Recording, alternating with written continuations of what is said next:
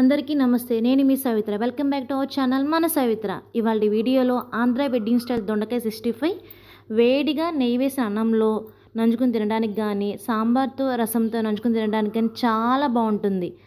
మా పిల్లలకైతే all time favourite recipe అండి. ఇంకా ఆలస్యం లేకుండా చూసేద్దామా మరి.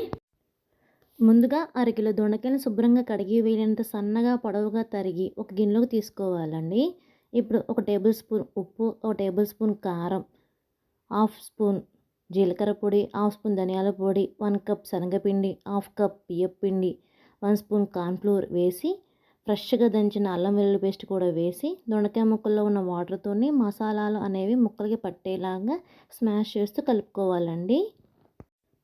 ఇప్పుడు డీప్ ఫ్రైకి సరిపోయే ఆయిల్ తీసుకొని ఆయిల్ హీట్ అయిన తర్వాత దొండకాయ ముక్కల్ని ముద్దగా కాకుండా విడివిడిగా పకోడీ ఎలా వేసుకుంటామో అలాగూ వేసుకోవాలండి.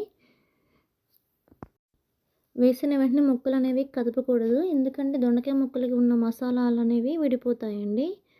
అన్నీ ఒకేసారి కాకుండా నేను 3 బ్యాచెస్గా వేసుకొని ఫ్రై చేసుకున్నానండి.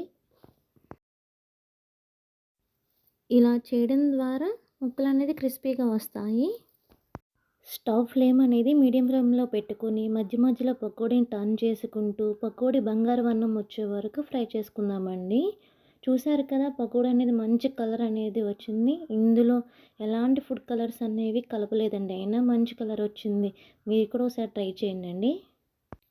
ఈ ప్రాసెస్లో చేయడం వల్ల ముక్కలు అనేవి చాలా క్రిస్పీగా వస్తాయి. ఫ్రై చేసుకుని దొండకాయ ముక్కల్ని ఒక గిన్నెలోకి తీసుకోవాలండి. ఒక గుప్పెడు పల్లీలు కూడా వేసుకుని వేయించుకోండి. పల్లీలు లోపల వైపు కూడా బాగా చక్కగా వేగితేనే తినేటప్పుడు చాలా బాగుంటాయండి. అందుకే ఫ్లేమ్ని లో టు మీడియం ఫ్లేమ్లో పెట్టుకుని నిదానంగా వేయించుకోవాలి. పల్లీలు ఈ విధంగా వేగిన తర్వాత ముందుగా వేయించి పెట్టుకున్న దొండకాయ ముక్కలో ఉన్న గిన్నెలోకి వేసుకోండి.